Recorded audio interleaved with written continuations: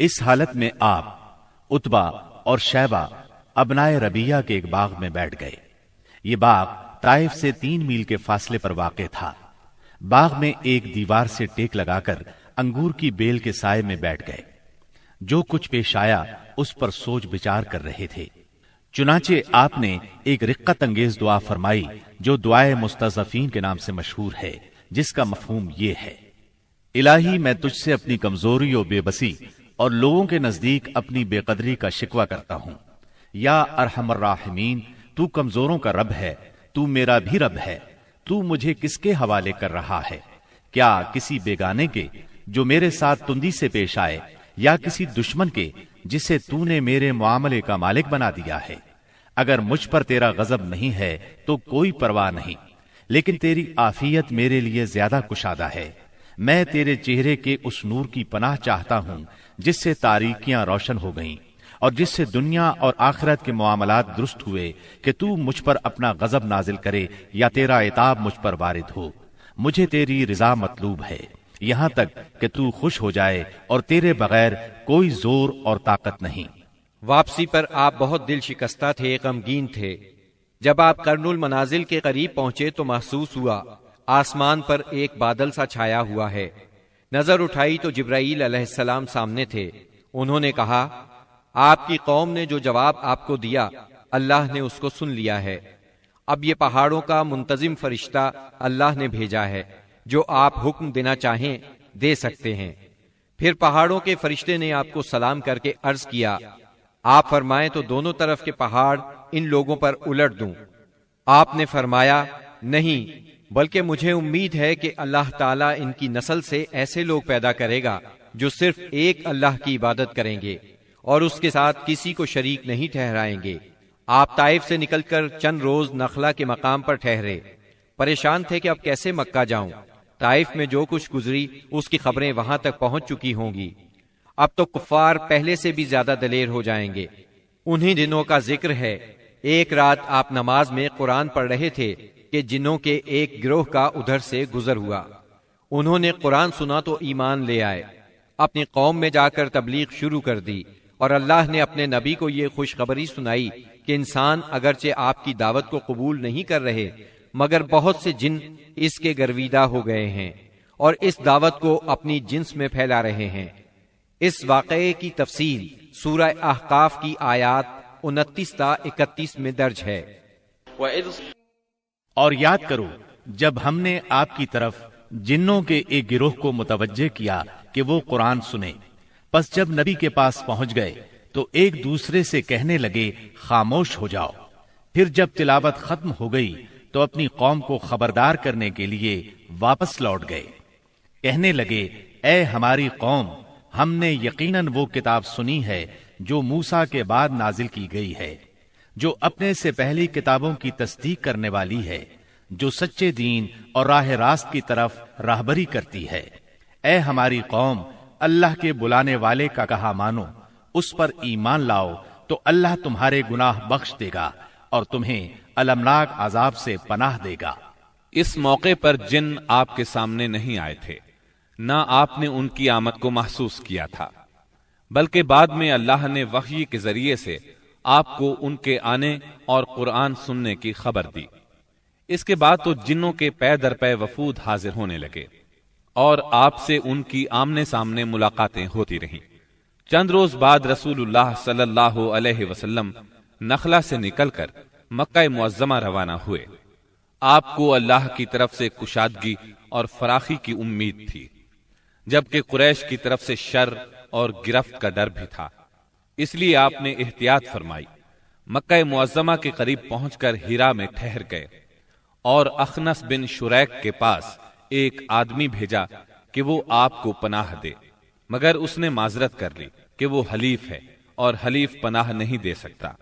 پھر آپ نے سہیل بن عمرو کے پاس یہی پیغام بھیجا، مگر اس نے بھی یہ کہہ کر معذرت کر لی کہ اس کا تعلق بنی عامر سے ہے اور ان کی پناہ بنو کعب پر لاگو نہیں ہوتی۔ اب آپ نے مطعم بن عدی کو پیغام بھیجا۔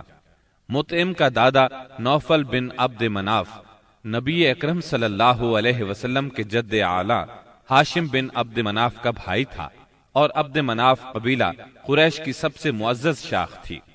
چنانچہ مطعم نے جواب میں ہاں کر دی اور خود اپنے بیٹوں کے ساتھ ہتھیار بند ہو گیا اور آپ کو بلوا بھیجا۔ آپ تشریف لائے، مسجد حرام میں داخل ہوئے، پہلے خانہ کعبہ کا طواف کیا، پھر 2 رکعت نماز ادا کی، اس کے بعد گھر تشریف لے گئے۔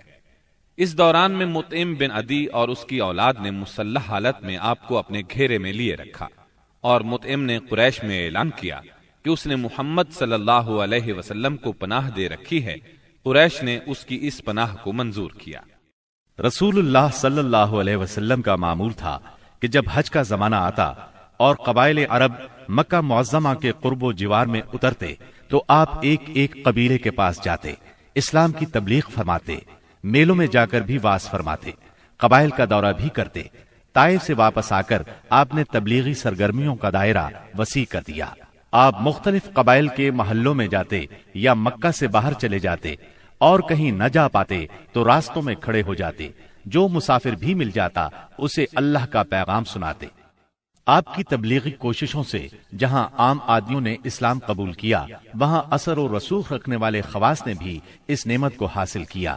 ان میں سے چند نام یہ ہیں: سوید بن سامت رضی اللہ عنہ، یہ انصار مدینہ کے قبیلہ خزرج سے تعلق رکھتے تھے، شاعری اور جنگ میں نمایاں تھے، امثال لقمان کے حافظ تھے، یعنی سابقہ آسمانی صحیفے کے حافظ تھے۔ یہ جب مدینہ منورہ واپس پہنچے تو جنگ بؤاس چھڑ گئی اور اسی میں قتل کر دیے گئے۔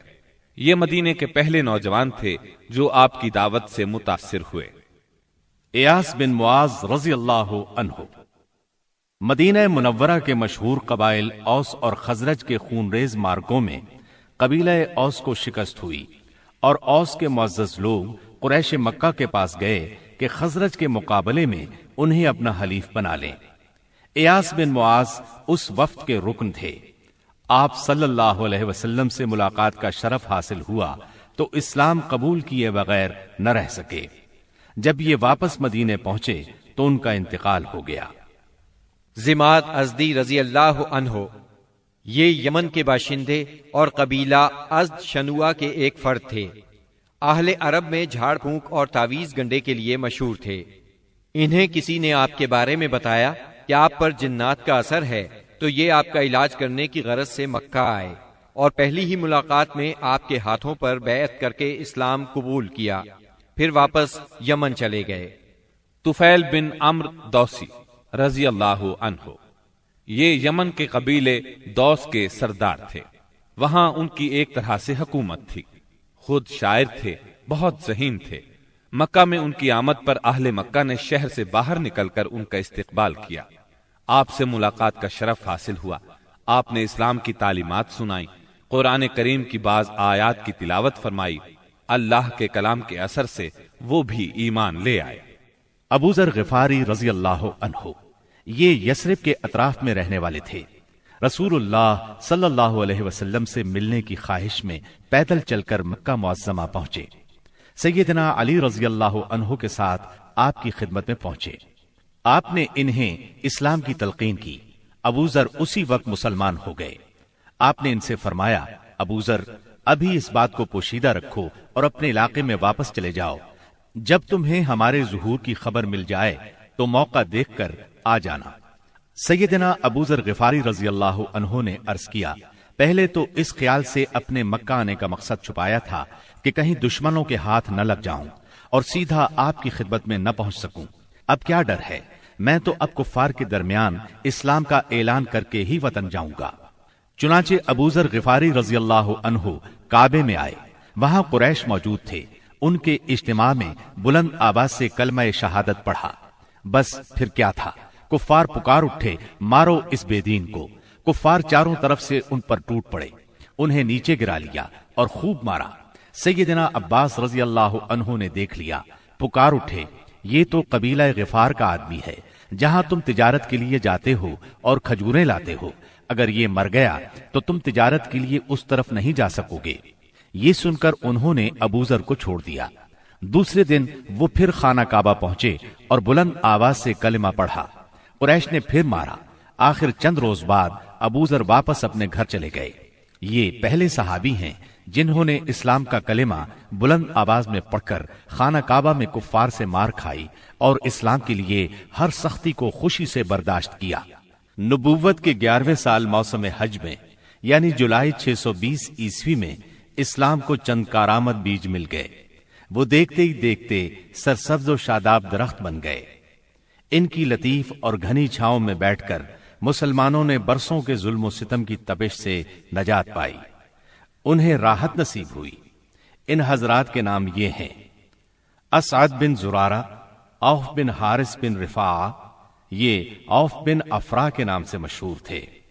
राफे बिन मालिक बिन अजलान, कुतबा बिन आमिर बिन हदीदा, उकबा बिन आमिर बिन नाबी और जाबिर बिन अब्दुल्ला बिन रियाब। ये लोग 11 नबुव्वत में हज के लिए आने वालों के हमराह आए थे।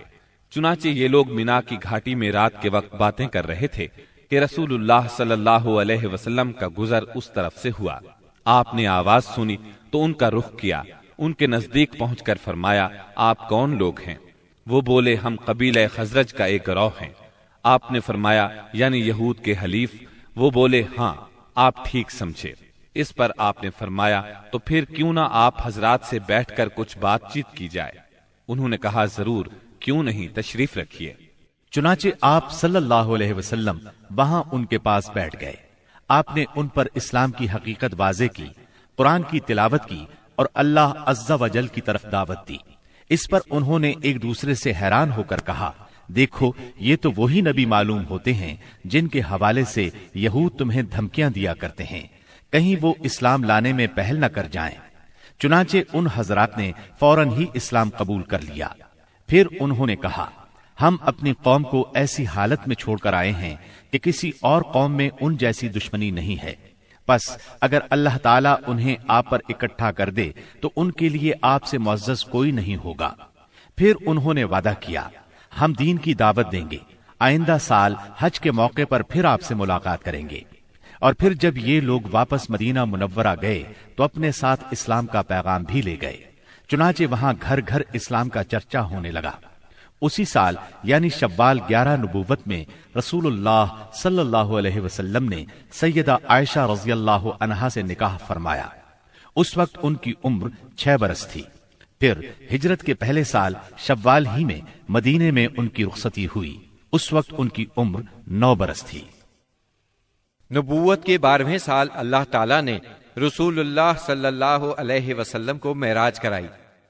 सुब्हानल्लज़ी अस्रा बिअब्दिही लैलन मिनल मस्जिदिल हराम इलल मस्जिदिल अक़सा अल्लज़ी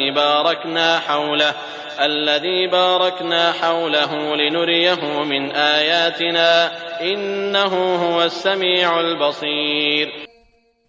पाक है वो जात जिसने अपने बंदे को रातों रात मस्जिद हराम से मस्जिद अक्सा तक की सैर कराई, जिसके गिर्द हमने बरकत दे रखी है ताकि उसे हम अपनी निशानियां दिखाएं।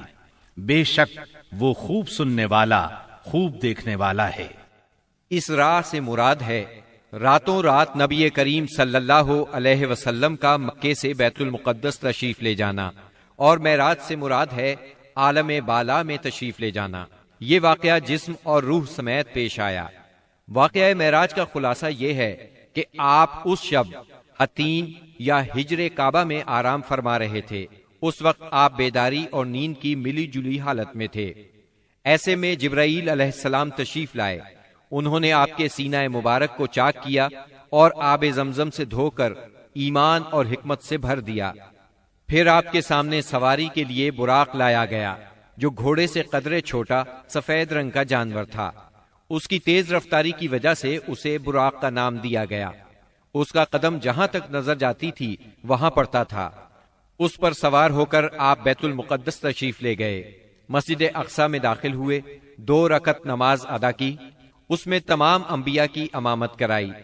फिर जिब्राईल अलैहिस्सलाम आपके पास 2 बर्तन लाए, एक में शराब थी, दूसरे में दूध। आपने दूध पसंद फरमाया।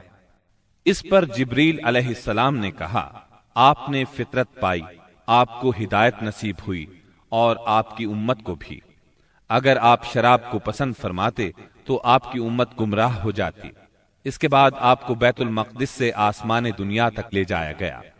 جبریل علیہ السلام نے دروازہ کھلوایا، آپ کے لیے دروازہ کھولا گیا۔ آپ نے وہاں انسانوں کے باپ سیدنا آدم علیہ السلام کو دیکھا اور انہیں سلام کیا۔ انہوں نے آپ کے سلام کے جواب میں فرمایا مرحبا۔ انہوں نے آپ کی نبوت کا اقرار بھی کیا۔ ان کے دائیں طرف ایک گروہ تھا، جب اس گروہ کی طرف دیکھتے تو مسکراتے۔ یہ سعادت مندوں کی روحیں تھیں۔ ان کے بائیں طرف بھی ایک گروہ تھا، جب انہیں دیکھتے تو روتے۔ یہ بدبختوں کی روحیں تھیں۔ پھر آپ صلی اللہ علیہ وسلم کو دوسرے آسمان پر لے جایا گیا۔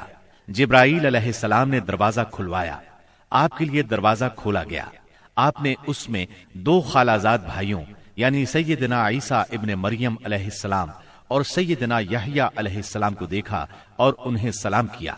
انہوں نے جواب دیا مرحبا اور آپ کی نبوت کا اقرار کیا۔ پھر تیسرے آسمان پر لے جایا گیا۔ وہاں آپ نے سیدنا یوسف علیہ السلام کو دیکھا۔ انہیں آدھا حسن دیا گیا تھا۔ آپ نے انہیں بھی سلام کیا۔ انہوں نے جواب میں کہا مرحبا۔ پھر آپ کی نبوت کا اقرار کیا۔ پھر آپ کو چوتھے آسمان پر لے جایا گیا۔ وہاں سیدنا ادریس علیہ السلام کو دیکھا اور آپ نے سلام کیا۔ انہوں نے سلام کا جواب دیا مرحبا اور آپ کی نبوت کا اقرار کیا۔ پھر پانچویں آسمان پر لے جایا گیا۔ وہاں سیدنا ہارون علیہ السلام کو دیکھا اور انہیں سلام کیا۔ انہوں نے سلام کا جواب دیا مرحبا اور آپ کی نبوت کا اقرار کیا۔ پھر آپ کو چھٹے آسمان پر لے جایا گیا۔ وہاں سیدنا موسیٰ بن عمران علیہ السلام سے ملاقات ہوئی۔ آپ نے انہیں سلام کیا۔ انہوں نے جواب میں کہا مرحبا اور آپ کی نبوت کا اقرار کیا۔ اس کے بعد آپ کو ساتویں آسمان پر لے جایا گیا۔ وہاں آپ کی ملاقات ابراہیم علیہ السلام سے ہوئی۔ آپ نے انہیں سلام کیا۔ جواب میں انہوں نے کہا مرحبا اور آپ کی نبوت کا اقرار کیا۔ وہ اپنی پشت بیت معمور سے لگائے ہوئے تھے، جس میں روزانہ 70,000 فرشتے داخل ہوتے ہیں، اور وہاں ان کے پلٹنے کی باری نہیں آتی۔ پھر آپ کو سدرۃ المنتہا تک لے جایا گیا۔ اس کے پتے ہاتھی کے کان جیسے اور پھل بڑے کونڈوں یا ٹھیلوں جیسے تھے۔ پھر اس پر سونے کے پتنگے چھا گئے، اور اللہ کے حکم سے جو کچھ چھانا تھا چھا گیا۔ اس سے وہ سدرہ یعنی بیری کا درخت تبدیل ہو کر اتنا خوبصورت ہو گیا کہ اللہ کی کوئی مخلوق اس کا حسن بیان کرنے کی تاب نہیں رکھتی۔ پھر آپ کو جبار جل جلالہ کے حضور لے جایا گیا، اور آپ باری تعالیٰ کے اتنے قریب ہو گئے کہ 2 کمانوں کے برابر یا اس سے بھی کم فاصلہ رہ گیا۔ اس وقت اللہ نے آپ پر اور آپ کی امت پر دن رات میں 5 نمازیں فرض فرمائیں۔ اس میں شک نہیں کہ نماز اعلان نبوت کے ساتھ ہی فرض ہو گئی تھی، مگر اس وقت صرف فجر اور عصر کی 2 نمازیں فرض ہوئی تھیں۔ چنانچہ آپ بھی 2 نمازیں ادا فرماتے رہے اور مسلمان ہونے والوں کو بھی 2 نمازوں ہی کی تعلیم دیتے رہے، یہاں تک کہ اس موقع پر 5 نمازیں فرض ہوئیں۔ عقیدہ توحید کے بعد نماز ہی اسلام کا وہ پہلا عظیم رکن ہے جو مسلمانوں پر سب سے پہلے فرض ہوتا ہے اور سب سے آخر تک فرض رہتا ہے۔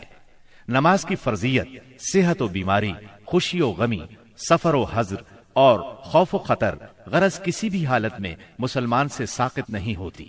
موسم، جگہ کی تبدیلی اور کوئی بیماری ایسی نہیں جس میں مسلمان کو نماز کی معافی ہو۔ نبی اکرم صلی اللہ علیہ وسلم نے فرمایا نماز میری آنکھوں کی ٹھنڈک اور دل کا سرور ہے۔ پھر اسی رات نبی صلی اللہ علیہ وسلم مکہ مکرمہ واپس تشریف لے آئے۔ صبح ہوئی اور آپ نے اپنی قوم کو ان بڑی بڑی نشانیوں کی خبر دی جو اللہ جل شانہ نے آپ کو دکھلائی تھی، تو قوم کے جھٹلانے اور تکالیف پہنچانے میں اور زیادہ شدت آ گئی۔ کسی نے تالیاں بجا کر آپ کا مذاق اڑایا تو کسی نے حیرت اور انکار کے انداز میں اپنے سر پر ہاتھ رکھ لیا۔ کچھ لوگ ابو بکر صدیق رضی اللہ عنہ کے پاس گئے اور تنزیہ انداز میں بولے، کچھ سنا تمہارے دوست محمد کیا کہہ رہے ہیں؟ سیدنا ابو بکر صدیق رضی اللہ عنہ نے پوچھا، انہوں نے کیا کہا ہے؟ جواب میں انہوں نے وہ سب کچھ دوہرا دیا جو آپ نے بیان فرمایا تھا۔ اس پر سیدنا صدیق اکبر رضی اللہ عنہ نے فرمایا، اگر یہ باتیں آپ نے فرمائی ہیں تو بالکل سچ فرمائی ہیں۔ لوگوں نے کہا، گویا آپ ان کی تصدیق کرتے ہیں۔ جواب میں صدیق اکبر رضی اللہ عنہ نے عجیب بات فرمائی. کہنے لگے میں تو اس سے بھی دور کی بات پر آپ کی تصدیق کرتا ہوں. آسمان سے صبح شام جو خبریں آتی ہیں میں ان میں بھی آپ کو سچا جانتا ہوں. ان کے اسی جواب پر ان کا لقب صدیق مشہور ہوا. ادھر کفار نے آپ کا امتحان لینے کا پروگرام بنایا. پوچھا آپ بیت المقدس کے بارے میں تفصیل سے بتائیں. آپ نے اس سے قبل بیت المقدس کبھی نہیں دیکھا تھا، نہ معراج کے وقت آپ نے اس کی تفصیل ذہن میں بٹھائی تھی، لیکن اللہ نے آپ کے لیے اس کو روشن کر دیا اور آپ اس کی نشانیاں بتاتے چلے گئے. آپ نے ایک ایک دروازے اور ایک ایک جگہ کی تفصیل بیان فرما دی، اور وہ آپ کی کوئی بات جھٹلا نہ سکے، اس لیے کہ انہوں نے تو بارہا بیت المقدس دیکھا تھا. وہ صرف اتنا کہہ سکے جہاں تک نشانیوں کا تعلق ہے وہ آپ نے درست بتائی ہے. پھر انہوں نے ایک قافلے کے بارے میں سوال کیا. وہ قافلہ ملک شام سے مکہ معظمہ کی طرف آ رہا تھا. آپ نے اس قافلے کے اونٹوں کی تعداد، قافلے کی دوسری تفصیل اور مکہ پہنچنے کا وقت اور جو اونٹ سب سے آگے آ رہا تھا اس کی مکمل خبر انہیں دے دی. پھر جو تفصیل آپ نے قافلے کی بیان فرمائی تھی وہ بالکل اسی کے مطابق مکہ معظمہ میں داخل ہوا. لیکن وہ ظالم پھر بھی آپ پر ایمان نہ لائے، اپنے کفر ہی پر ڈٹے رہے. ہم بتا چکے ہیں کہ نبوت کے 11ویں سال موسم حج میں یثرب کے 6 آدمیوں نے اسلام قبول کر لیا تھا اور رسول اللہ صلی اللہ علیہ وسلم سے وعدہ کیا تھا کہ اپنی قوم میں جا کر آپ کی رسالت کی تبلیغ کریں گے. اس کا نتیجہ یہ ہوا کہ اگلے سال جب موسم حج آیا یعنی ذی الحج 12 نبوی بمطابق جولائی 621 عیسوی تو 12 آدمی حاضر ہوئے. ان میں 10 خزرج سے اور 2 اوس سے تھے. خزرج کے 10 میں سے جابر بن عبداللہ بن ریعاب کو چھوڑ کر باقی 5 تو وہی تھے جو پچھلے سال آ چکے تھے، جبکہ نئے 5 یہ تھے: معاذ بن حارث یعنی معاذ بن افرا، زکوان بن عبد القیس، عبادہ بن سامت، یزید بن ثعلبہ، عباس بن عبادہ بن نزلہ، اور اوس کے 2 آدمی ابو الحسم بن التیہان اور اویم بن سائدہ تھے. یہ لوگ مینا کی گھاٹی میں رسول اللہ صلی اللہ علیہ وسلم کے ساتھ جمع ہوئے.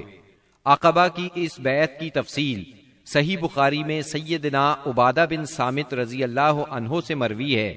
وہ بیان کرتے ہیں کہ رسول اللہ صلی اللہ علیہ وسلم نے فرمایا، آؤ مجھ سے اس بات پر بیعت کرو کہ اللہ کے ساتھ کسی چیز کو شریک نہیں کرو گے، چوری نہیں کرو گے، زنا نہیں کرو گے، اپنی اولاد کو قتل نہیں کرو گے، اپنے ہاتھ پاؤں کے درمیان سے گھڑ کر کوئی بہتان نہیں لاؤ گے، اور کسی بھلی بات میں میری نافرمانی نہیں کرو گے.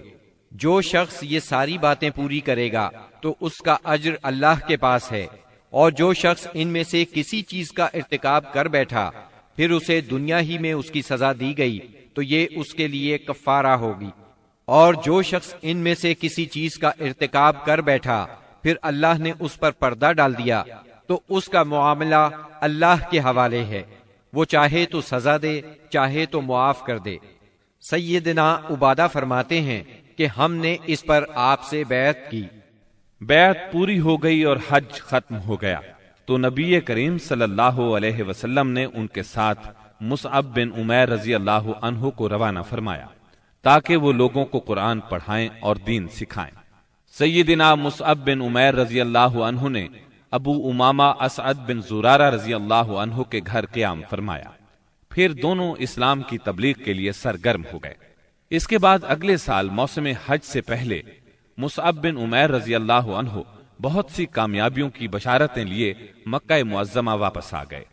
موسم حج 13 نبوت میں یثرب کے 70 سے زیادہ مسلمان حج کی ادائیگی کے لیے مکہ تشریف لائے.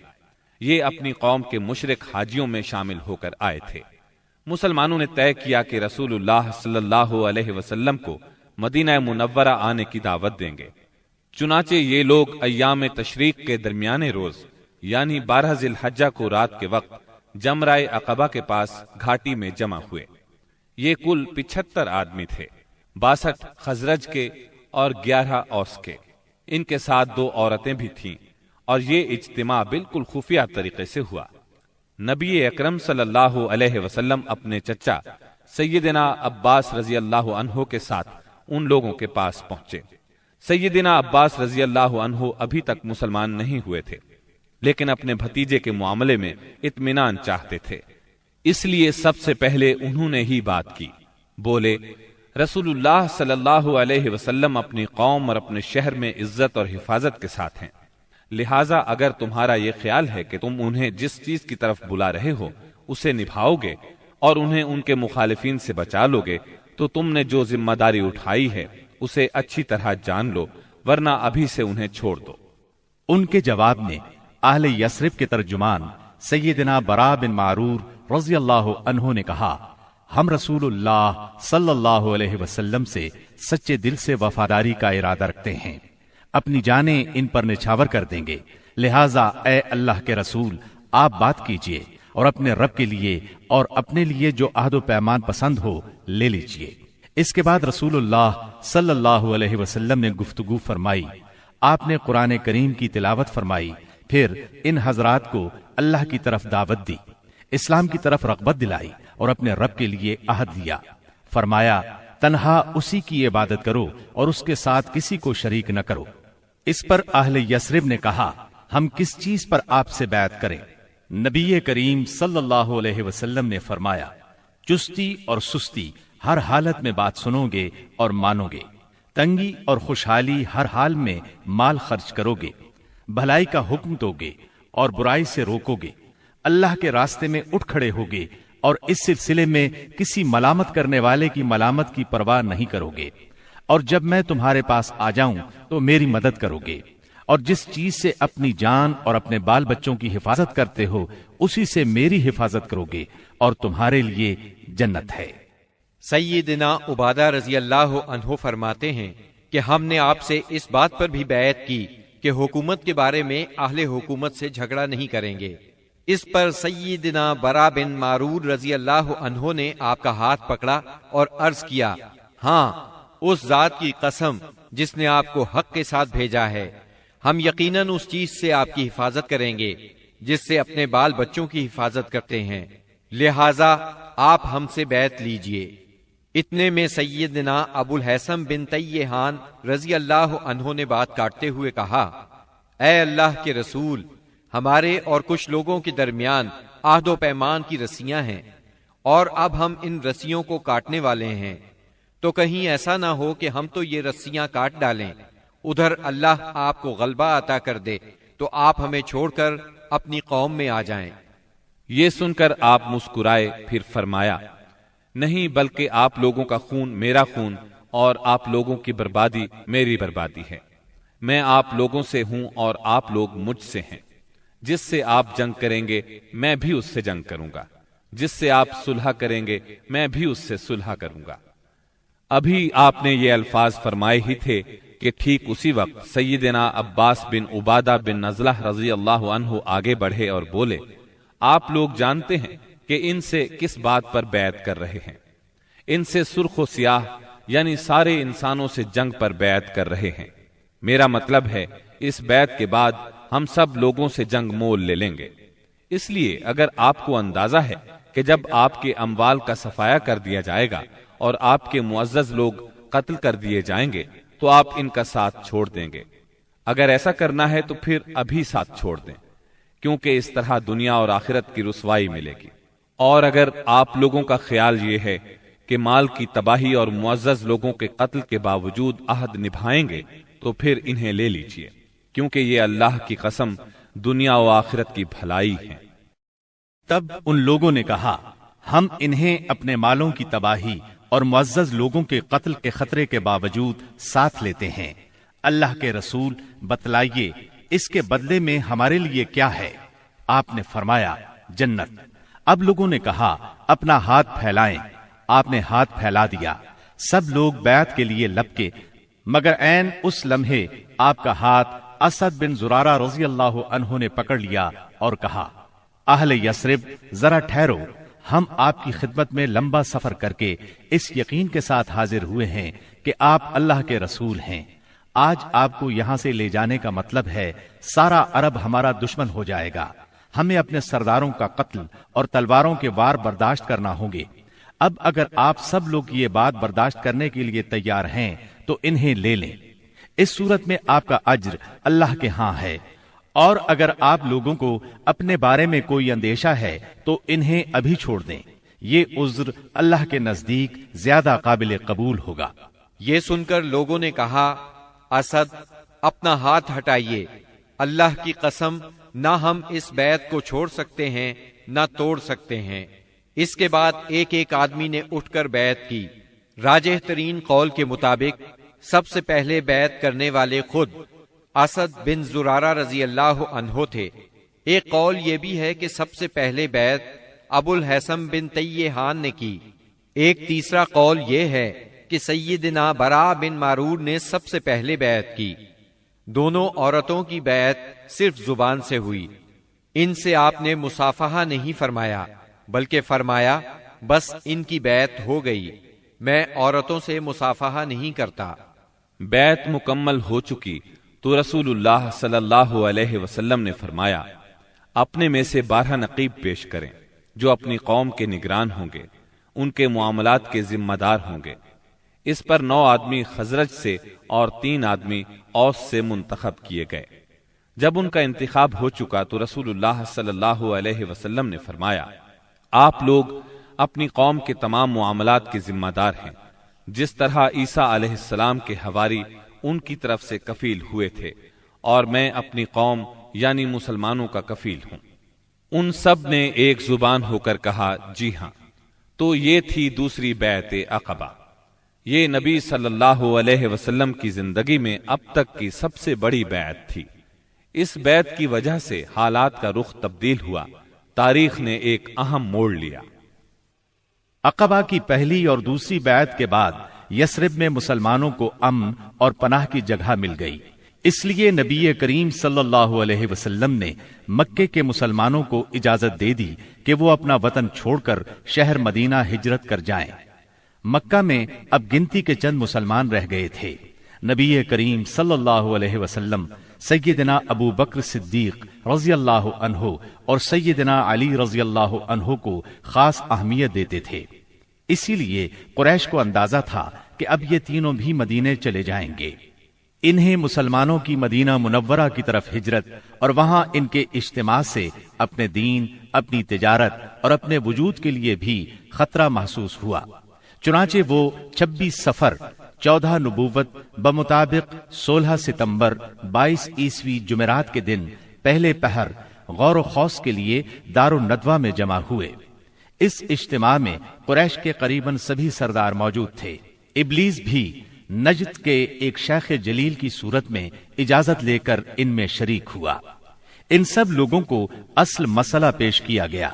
سب نے اپنے اپنے انداز میں اور اپنی اپنی عقل کے مطابق تجویز پیش کی، لیکن ہر تجویز میں کوئی نہ کوئی خامی محسوس ہوئی، اس لیے تمام تجاویز رد کر دی گئیں۔ اب ابو جہل نے کہا، اس کے بارے میں میری ایک رائے ہے، میں نے دیکھا ہے کہ تم اب تک اس پر نہیں پہنچے۔ وہ رائے یہ ہے کہ ہم ہر قبیلے سے ایک مضبوط صاحب نسب اور باںکا جوان منتخب کریں، ان میں سے ہر ایک کو ایک ایک تلوار دیں، اس کے بعد سب کے سب اس شخص کا رخ کریں اور اسے ایک ہی وار میں اس طرح قتل کریں کہ سب کی تلواریں اس پر پڑیں۔ اس طرح اس کا خون سارے قبائل میں بکھر جائے گا اور عبد مناف سارے قبیلوں سے جنگ نہیں کر سکیں گے، اس لیے دیت یعنی خون بہا لینے پر راضی ہو جائیں گے اور وہ ہم انہیں دے دیں گے۔ شیخ نجدی یعنی ابلیس نے فوراً کہا، یہ ہوئی بات جو اس جوان نے کہی، رائے ہو تو ایسی، باقی سب بیکار۔ باقی لوگوں نے بھی اس رائے کو منظور کیا اور پھر اس کی تیاری میں لگ گئے۔ ابو جہل کے اس شیطانی منصوبے پر عمل کرنے کے لیے ایک رات سب قبیلوں کے بہادر ہاتھوں میں تلواریں لیے رسول اللہ صلی اللہ علیہ وسلم کے گھر کے چاروں طرف چھپ کر کھڑے ہو گئے۔ یہ قریش کا مکر تھا، لیکن انہوں نے یہ مکر اللہ سبحانہ و تعالی کے مقابلے میں کیا تھا، اس لیے اللہ نے اس طرح کا وار کیا کہ وہ سمجھ بھی نہ سکے۔ چنانچہ جبریل علیہ السلام نازل ہوئے اور نبی صلی اللہ علیہ وسلم کو قریش کی سازش کی خبر دی، ہجرت کی اجازت دی، دن اور نکلنے کا وقت مقرر کیا اور قریش کے مکر کو رد کرنے کا پروگرام بنایا۔ چنانچہ فرمایا، جس بستر میں آپ سویا کرتے ہیں آج کی رات اس بستر پر نہ سوئیں۔ چنانچہ اس رات آپ نے سیدنا علی رضی اللہ عنہ کو اپنے بستر پر سلا دیا۔ کفار نے آپ کے بستر پر سیدنا علی رضی اللہ عنہ کو چادر تانے سوئے ہوئے دیکھا تو گمان کیا کہ آپ سو رہے ہیں، چنانچہ فخر اور غرور سے مٹکنے لگے اور آپ کی گھات میں بیٹھ گئے تاکہ جب آپ اٹھ کر باہر نکلیں تو سب آپ پر ٹوٹ پڑیں۔ ادھر رسول اللہ صلی اللہ علیہ وسلم عین اس حالت میں کہ یہ لوگ آپ کے گھر کو گھیرے میں لیے ہوئے تھے باہر تشریف لائے۔ آپ اس وقت سورہ یاسین کی آیت 9 تلاوت فرما رہے تھے۔ ہم نے ان کے آگے رکاوٹ کھڑی کر دی اور ان کے پیچھے رکاوٹ کھڑی کر دی، پس ہم نے انہیں ڈھانک لیا اور وہ دیکھ نہیں رہے ہیں۔ چنانچہ اللہ تعالیٰ نے ان کی نگاہیں پکڑ لیں اور وہ آپ کا قطعاً احساس نہ کر سکے۔ اس کے بعد آپ اپنے گھر سے اسی وقت ابو بکر صدیق رضی اللہ عنہ کے گھر تشریف لے گئے اور انہیں اللہ کے حکم کی خبر دی۔ ابو بکر صدیق رضی اللہ عنہ پہلے ہی ہجرت کے لیے تیار تھے، چنانچہ انہوں نے اپنا تمام اثاثہ 6000 درہم اور ستوؤں کا تھیلا لیا اور مکان کی ایک کھڑکی سے نکل کر دونوں حضرات نے یمن کا رخ کیا اور فجر کی پو پھٹنے سے پہلے سور نامی پہاڑ کے ایک غار تک جا پہنچے۔ کوہ سور مکہ معظمہ سے 5 میل دور جنوب مغرب میں واقع ہے۔ اس ویران پہاڑ میں ایک تنگ غار ہے، یہ غار سور کے نام سے مشہور ہے۔ یہ غار اب تک موجود ہے۔ مکے سے مدینہ شمال کی طرف ہے۔ قریش کا خیال تھا کہ آپ نے اپنا سفر شمال ہی کی طرف کیا ہوگا، لیکن آپ اپنے سفر کا آغاز مخالف سمت سے کر کے غار سور میں جا پہنچے۔ ابو بکر صدیق رضی اللہ عنہ بھی آپ کے ساتھ تھے، اس لیے انہیں یار غار کہا جاتا ہے۔ رسول اللہ صلی اللہ علیہ وسلم اپنے یار غار کے ساتھ 3 دن اور 3 راتیں غار سور میں رہے۔ رات کی تاریکی میں سیدنا ابو بکر صدیق رضی اللہ عنہ کے فرزند سیدنا عبداللہ بن ابی بکر رضی اللہ عنہ دشمنوں کی سرگرمیوں کی اطلاعات پہنچاتے رہے۔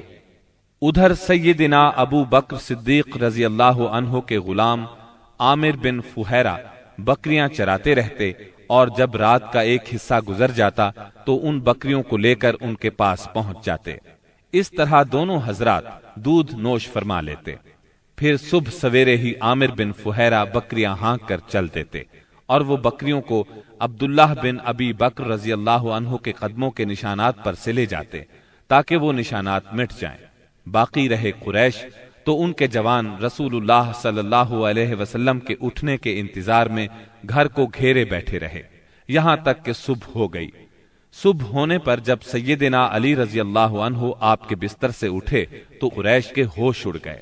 انہوں نے سیدنا علی رضی اللہ عنہ سے آپ کے بارے میں پوچھا تو انہوں نے جواب دیا، مجھے علم نہیں۔ اس پر انہوں نے سیدنا علی رضی اللہ عنہ کو مارا اور گھسیٹ کر خانہ کعبہ تک لے گئے۔ کچھ دیر قید رکھا، پھر جب محسوس کیا کہ انہیں قید میں رکھنے کا کوئی فائدہ نہیں تو چھوڑ دیا۔ اس کے بعد یہ لوگ سیدنا صدیق اکبر رضی اللہ عنہ کے گھر آئے۔ ان کی صاحبزادی سیدہ اسماء رضی اللہ عنہا سے ان کے بارے میں پوچھا۔ انہوں نے فرمایا، مجھے معلوم نہیں۔ اس پر خبیث ابو جہل نے ان کے رخسار پر اس زور کا تماچا مارا کہ کان کی بالی گر گئی۔ پھر انہوں نے ہر طرف آپ کی تلاش شروع کر دی اور یہ اعلان بھی کیا، جو کوئی ان دونوں کو زندہ یا مردہ حاضر کرے اسے ہر ایک کے بدلے 100 اونٹ انعام میں دیے جائیں گے۔ اس طرح بہت سے لوگ انعام کے لالچ میں نکل کھڑے ہوئے۔ کچھ تلاش کرنے والے غار سور تک بھی جا پہنچے۔ وہ غار کے اس قدر نزدیک پہنچ گئے کہ اگر جھک کر نیچے دیکھ لیتے تو انہیں دیکھ لیتے۔ یہ صورتحال دیکھ کر سیدنا ابو بکر صدیق رضی اللہ عنہ فکر مند ہوئے۔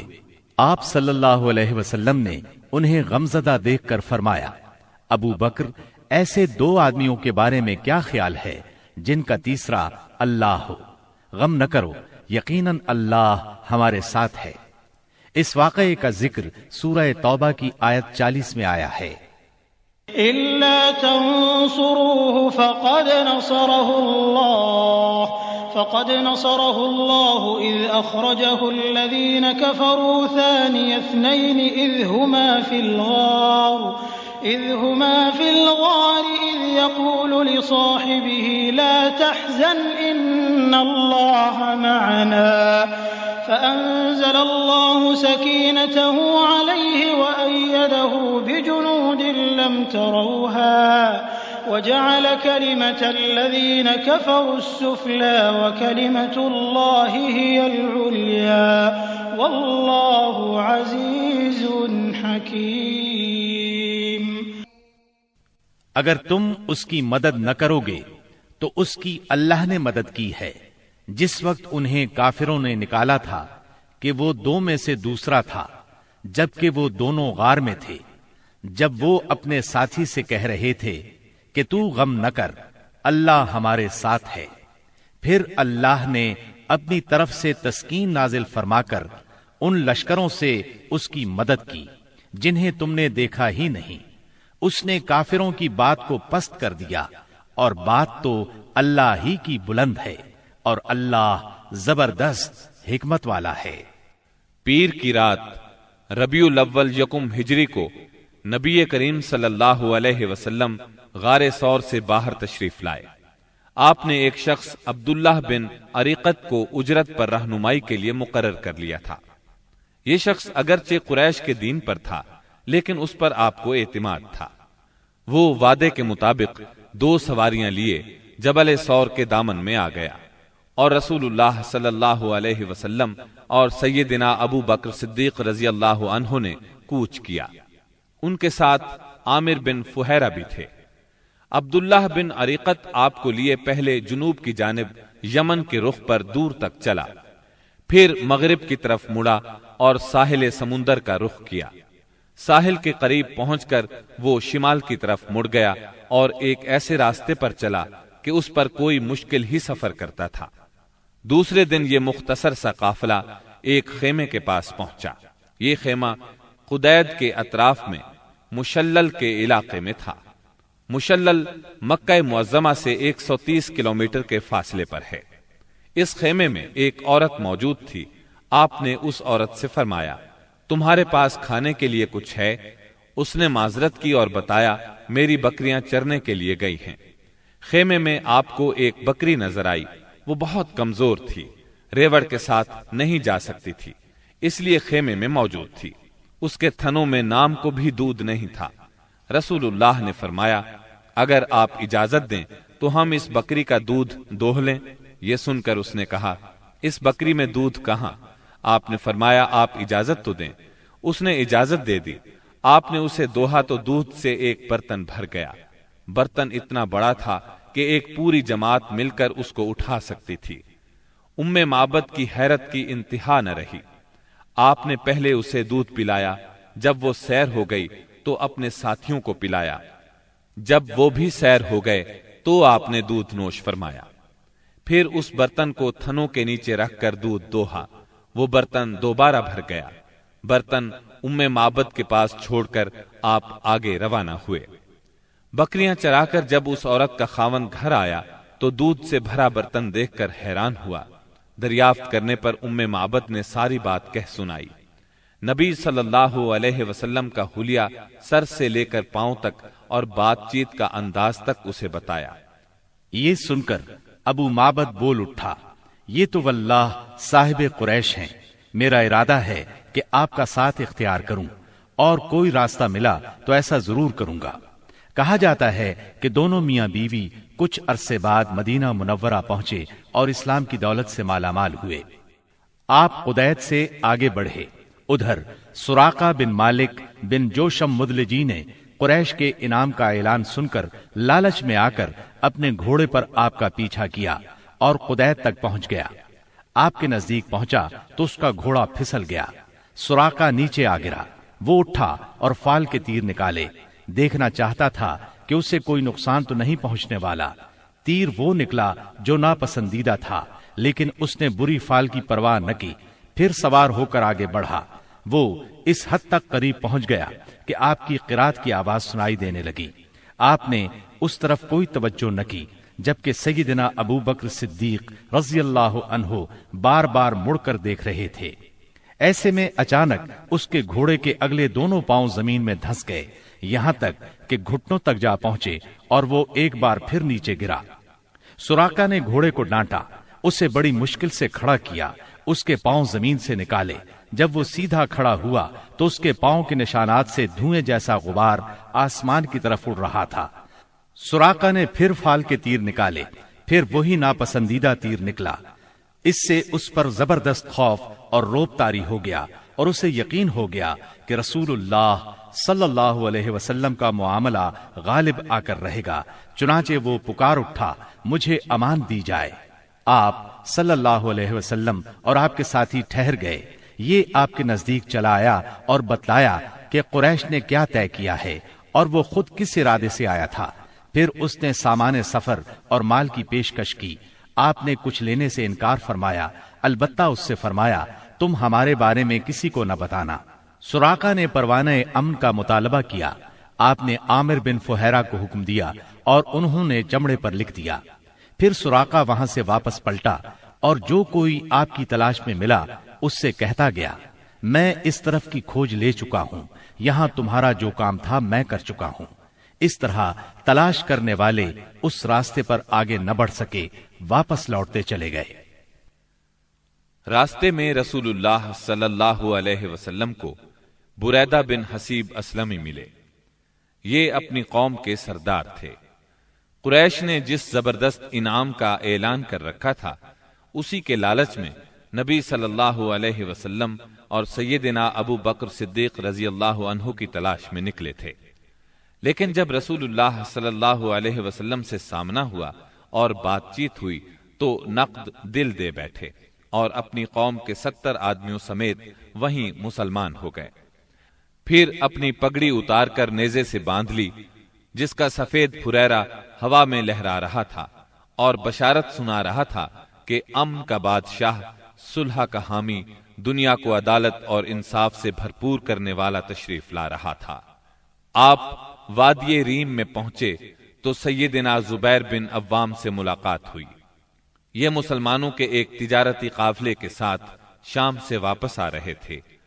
انہوں نے رسول اللہ صلی اللہ علیہ وسلم اور ابو بکر صدیق رضی اللہ عنہ کو سفید پارچجات پیش کیے۔ سوموار 8 ربیع الاول 14 نبوت بمطابق 1 ہجری 23 ستمبر 622 عیسوی کو رسول اللہ صلی اللہ علیہ وسلم قباء میں داخل ہوئے۔ ادھر اہل مدینہ نے جب سے رسول اللہ صلی اللہ علیہ وسلم کی روانگی کی خبر سنی تھی، روزانہ صبح ہی صبح ہرہ کی طرف نکل جاتے تھے اور جب سخت دوپہر ہو جاتی تو واپس پلٹ آتے۔ ایک روز طویل انتظار کے بعد لوگ اپنے اپنے گھروں کو واپس جا چکے تھے کہ ایک یہودی اپنے کسی ٹیلے پر کچھ دیکھنے کے لیے چڑھا۔ کیا دیکھتا ہے کہ رسول اللہ صلی اللہ علیہ وسلم اور آپ کے ساتھی سفید کپڑوں میں ملبوس چلے آ رہے ہیں۔ اس نے بے خود ہو کر نہایت بلند آواز سے کہا، عرب کے لوگوں، یہ رہا تمہارا نصیب جس کا تم انتظار کر رہے تھے۔ مسلمانوں نے اس کی آواز سنی تو ہتھیار اٹھا کر استقبال کے لیے دوڑ پڑے۔ سب نے مل کر اللہ اکبر کا نعرہ لگایا۔ پھر یہ لوگ ہرہ تک چلے آئے اور وہیں آپ سے ملاقات کی۔ اس کے بعد آپ داہنی جانب مڑ گئے اور قباء میں بنی عمرو بن عوف کی آبادی میں قیام فرمایا۔ آپ سیدنا ابو بکر صدیق رضی اللہ عنہ کے ساتھ دوسرے لوگوں کے درمیان میں بیٹھ گئے۔ اب ہوا یہ کہ جو بھی آتا سیدنا ابو بکر صدیق کو اللہ کا رسول خیال کر کے انہیں سلام کرتا، اس لیے کہ آپ کے بالوں میں سفیدی آ چکی تھی۔ جب اللہ کے رسول صلی اللہ علیہ وسلم پر دھوپ آ گئی اور ابو بکر رضی اللہ عنہ نے آپ کو دھوپ سے بچانے کے لیے چادر تانی تو لوگوں کو معلوم ہوا کہ یہ اللہ کے رسول ہیں۔ اس کے بعد قباء میں آپ نے کلثوم بن حدم رضی اللہ عنہ کے ہاں قیام فرمایا۔ اس سلسلے میں دوسری روایت یہ ہے کہ سعد بن خیثمہ رضی اللہ عنہ کے مکان پر قیام فرمایا۔ وہاں آپ نے 4 دن قیام فرمایا اور مسجد قباء کی بنیاد رکھی اور اس میں نماز پڑھی۔ نبی اکرم صلی اللہ علیہ وسلم نے فرمایا، جو شخص قباء میں 2 رکعت نماز پڑھے اسے عمرے کا ثواب ہوگا۔ نبی کریم صلی اللہ علیہ وسلم کے بعد سیدنا علی رضی اللہ عنہ مکہ مکرمہ میں 3 روز ٹھہرے۔ اس دوران میں مکے کے لوگوں کی جو امانتیں رسول اللہ صلی اللہ علیہ وسلم کے پاس تھیں ان کو ادا کیا، پھر پیدل چل پڑے اور قباء میں رسول اللہ صلی اللہ علیہ وسلم سے آ ملے۔ انہوں نے کلثوم بن حدم رضی اللہ عنہ کے مکان پر قیام کیا۔ رسول اللہ صلی اللہ علیہ وسلم 5ویں دن یہاں سے روانہ ہوئے۔ یہ جمعے کا دن تھا۔ اللہ کے حکم پر روانہ ہوئے۔ ابو بکر صدیق رضی اللہ عنہ آپ کے پیچھے بیٹھے تھے۔ آپ نے اپنے ننھیال بنو نجار کے پاس پیغام بھجوایا۔ وہ لوگ تلواریں لٹکائے حاضر ہوئے۔ آپ نے ان کی معیت میں مدینہ منورہ کی طرف کوچ فرمایا۔ آپ بنو سالم بن عوف کی بستی میں پہنچے تو جمعے کا وقت ہو گیا۔ آپ نے وہیں بطن وادی میں جمعے کی نماز پڑھائی، جس میں 100 آدمی شریک تھے۔ جمعے کے بعد نبی کریم صلی اللہ علیہ وسلم نے مدینے کا رخ کیا۔ اس وقت تک لوگ استقبال کے لیے امڈ آئے تھے۔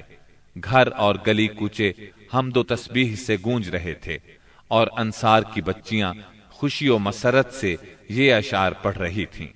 طلع البدر علينا من ثنيات الوداع وجب الشكر علينا ما دعا لله داعي أيها المبعوث فينا جئت بالأمر المطاع۔ ہم پر مدینے کے اطراف سے 14ویں کا چاند طلوع ہوا۔ جب تک اللہ کو پکارنے والا پکارے ہم پر شکر واجب ہے۔ اے ہم میں بھیجے گئے نبی، آپ واجب الاطاعت دین لے کر آئے ہیں۔ رسول اللہ صلی اللہ علیہ وسلم انصار کے جس محلے سے بھی گزرتے اس محلے کے لوگ آپ کی اونٹنی کی نکیل پکڑ لیتے اور عرض کرتے، ہم لوگ حاضر ہیں، ہمارے ہاں قیام فرمائیں، ہم سب ساز و سامان اور ہتھیاروں کے ساتھ آپ کی حفاظت کریں گے۔ جواب میں آپ فرماتے، اونٹنی کا راستہ چھوڑ دو، یہ اللہ کی طرف سے معمور ہے۔ آپ کے اس فرمان کا مطلب یہ تھا کہ اللہ کو جہاں منظور ہوگا یہ وہاں خود رکے گی۔ چنانچہ اونٹنی اس جگہ رکی جہاں آج مسجد نبوی ہے۔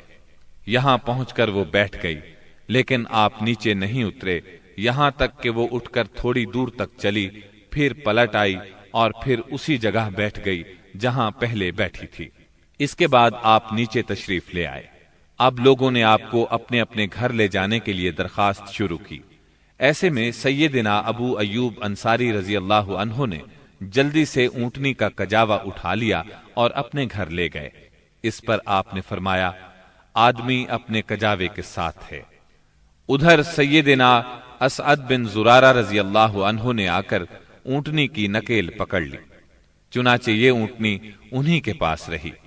صحیح بخاری میں سیدنا انس رضی اللہ عنہ سے روایت ہے کہ نبی صلی اللہ علیہ وسلم نے فرمایا، یہاں سے ہمارے کس آدمی کا گھر زیادہ قریب ہے؟ سیدنا ابو ایوب انصاری رضی اللہ عنہ فوراً بول اٹھے، اے اللہ کے رسول، میرا یہ دیکھیے، یہ رہا میرا مکان اور یہ رہا میرا دروازہ۔ نبی کریم صلی اللہ علیہ وسلم نے فرمایا، جاؤ اور ہمارے لیے قیلولہ کی جگہ تیار کرو۔ انہوں نے عرض کی، آپ دونوں حضرات تشریف لے چلیں، اللہ برکت دے۔ اس طرح میزبانی کا شرف سیدنا ابو ایوب انصاری رضی اللہ عنہ کے حصے میں آیا۔ جب رسول اللہ صلی اللہ علیہ وسلم مدینہ منورہ میں قیام پذیر ہو چکے تو آپ نے سیدنا زید بن حارثہ اور سیدنا ابو رافع رضی اللہ عنہما کو مکہ معظمہ بھیجا۔ وہ نبی کریم صلی اللہ علیہ وسلم کی دونوں صاحبزادیوں سیدہ ام کلثوم اور سیدہ فاطمہ، ام المومنین سیدہ سودا، ام ایمن اور سیدنا اسامہ بن زید رضی اللہ عنہ کو ساتھ لے آئے۔ ان کے ہمراہ سیدنا ابو بکر صدیق رضی اللہ عنہ کے فرزند عبد الرحمن بن ابی بکر بھی اپنے گھرانے کے افراد سیدہ ام رومان، سیدہ عائشہ اور سیدہ اسماء رضی اللہ عنہن کو لے کر مدینہ منورہ آ گئے۔ اب نبی اکرم صلی اللہ علیہ وسلم کی مدنی زندگی شروع ہوئی۔ اس دور کو 3 حصوں میں تقسیم کیا جا سکتا ہے۔ پہلا دور، اس میں فتنے بپا کیے گئے، اندر سے رکاوٹیں کھڑی کی گئیں اور باہر سے آ کر دشمنوں نے مدینہ منورہ کو صفحہ ہستی سے مٹانے کے لیے چڑھائیاں کی۔ یہ دور صلح حدیبیہ ذیقعد 6 ہجری پر ختم ہو جاتا ہے۔ دوسرا دور، اس میں بت پرست قیادت کے ساتھ صلح ہوئی۔ یہ دور فتح مکہ 8 ہجری پر ختم ہوتا ہے۔ اس دور میں دنیا کے بادشاہوں کو دین کی دعوت دی گئی۔ تیسرا دور، اس میں اللہ کی مخلوق دین میں فوج در فوج داخل ہوئی۔ اسی دور میں مدینہ منورہ میں مختلف قوموں اور قبیلوں کے وفود آئے۔ یہ دور نبی اکرم صلی اللہ علیہ وسلم کی حیات مبارکہ کے آخری دنوں تک ہے، یعنی ربیع الاول 11 ہجری تک۔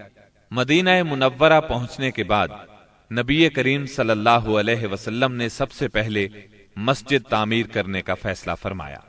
جس جگہ آپ کی اونٹنی بیٹھی تھی وہ جگہ بنو نجار کے 2 یتیم بچوں سہل اور سہیل کی تھی۔ آپ نے اس زمین پر مسجد بنانے کا ارادہ فرمایا۔ آپ نے بنو نجار کے لوگوں کو بلا بھیجا۔ وہ حاضر خدمت ہوئے تو آپ نے ان سے مسجد کی تعمیر کی بات کی۔ انہوں نے زمین بطور ہبہ قبول کرنے کی درخواست کی، لیکن آپ نے اس زمین کو بغیر قیمت کے لینا پسند نہ فرمایا۔ آپ نے یہ زمین قیمتاً خریدی اور بنفس نفیس مسجد کی تعمیر میں شریک ہوئے۔ اس زمین میں مشرکین کی چند قبریں اور غرقد کے چند درخت بھی تھے۔ رسول اللہ صلی اللہ علیہ وسلم نے مشرکین کی یہ قبریں اکھڑوا دیں اور کھجوروں اور درختوں کو کاٹ کر قبلے کی جانب لگا دیا۔ پھر مسجد کی تعمیر شروع ہوئی۔ آج اس مسجد کو دنیائے اسلام مسجد نبوی کہتی ہے۔ نبی اکرم صلی اللہ علیہ وسلم نے مسجد کے بازو میں چند مکانات بھی تعمیر کیے جن کی دیواریں کچی اینٹوں کی تھیں۔ ان پر کھجور کے تنے رکھے گئے، پھر ان پر کھجور کی شاخیں اور پتے بچھائے گئے۔ یہ ازواج مطہرات کے حجرے تھے۔ ان حجروں کی تعمیر مکمل ہو جانے کے بعد آپ صلی اللہ علیہ وسلم سیدنا ابو ایوب انصاری رضی اللہ عنہ کے مکان سے یہاں منتقل ہوئے۔ مسجد نبوی صرف اسلامی تعلیم کی ادائیگی کے لیے نہیں تھی، بلکہ یہ ایک یونیورسٹی تھی جس میں مسلمان اسلامی تعلیم حاصل کرتے تھے۔ اس مسجد کا صحن ایک ایسی جگہ تھی جس میں مدتوں جاہلانہ نفرت، عداوت، کشاکش اور باہمی لڑائیوں سے دوچار رہنے والے قبائل کے افراد اب میل ملاپ اور پیار و محبت سے بیٹھتے دین کی تعلیم حاصل کرتے اور یہ تعلیم اپنی عورتوں تک پہنچاتے تھے۔ یہ ایک مرکز تھا۔ اسی مرکز سے اس ننھی سی اسلامی ریاست کا نظام چلایا جاتا تھا اور مختلف قسم کی مہمات یہاں سے بھیجی جاتی تھیں۔ اس کے علاوہ اس کی حیثیت ایک پارلیمنٹ کی بھی تھی جس میں مجلس شورا اور مجلس انتظامیہ کے اجلاس منعقد ہوتے تھے۔ ان تمام امور کے ساتھ ساتھ مسجد نبوی فقراء اور مساکین کی ایک کافی بڑی تعداد کا ٹھکانہ بھی تھی۔ یہ وہ لوگ تھے جن کا کوئی مکان نہیں تھا، جن کے پاس کوئی مال تھا، نہ بیوی بچے تھے۔ انہی اصحاب کو اصحاب صفہ کہا جاتا ہے۔ اب مسلمان 5 نمازیں باجماعت ادا کرنے کے لیے حاضر ہو رہے تھے اور اس کے لیے وہ وقت کا اندازہ لگاتے تھے، مگر دقت یہ تھی کہ کوئی بہت پہلے آ جاتا تھا تو کوئی دیر سے پہنچتا۔ چنانچہ نبی کریم صلی اللہ علیہ وسلم اور مسلمانوں نے مشورہ کیا کہ کوئی ایسی علامت اختیار کی جائے جس سے سب کو وقت کا پتہ چل جائے۔ سیدنا عمر رضی اللہ عنہ نے کہا، کیوں نہ کسی آدمی کو بھیج دیا جائے جو الصلاۃ جامعۃ یعنی نماز جمع کرنے والی ہے پکار دیا کرے۔ رسول اللہ صلی اللہ علیہ وسلم نے یہی رائے قبول کی اور اسی پر عمل کیا۔ پھر عبداللہ بن زید بن عبد ربہ انصاری رضی اللہ عنہ نے خواب میں اذان سنی اور آ کر رسول اللہ صلی اللہ علیہ وسلم کو خبر دی۔ آپ نے فرمایا، یہ سچا خواب ہے۔ پھر آپ نے حکم فرمایا کہ وہ سیدنا بلال رضی اللہ عنہ کو یہ کلمات القاء کرتے جائیں اور بلال پکارتے جائیں، کیونکہ ان کی آواز زیادہ بلند اور سریلی ہے۔ چنانچہ سیدنا بلال رضی اللہ عنہ نے اذان کہی۔ ان کی آواز سن کر سیدنا عمر رضی اللہ عنہ اپنی چادر گھسیٹتے ہوئے آئے اور بولے، اے اللہ کے رسول، اللہ کی قسم میں نے بھی خواب میں یہی الفاظ سنے ہیں۔ اس سے اس خواب کی مزید تائید ہو گئی اور اسی روز سے یہ اذان اسلام کا شعار بن گئی۔ مسجد کی تعمیر سے فارغ ہو کر رسول اللہ صلی اللہ علیہ وسلم کو ان مہاجرین کی فکر لاحق ہوئی جو مکہ معظمہ سے بے سر و سامان نکلے تھے، صرف ایمان اور اسلام کی دولت ساتھ لائے تھے۔ چنانچہ آپ نے مہاجرین اور انصار کے درمیان رشتہ اخوت یعنی بھائی چارہ قائم کرنے کی طرف توجہ فرمائی۔ آپ نے انصار کو سیدنا انس بن مالک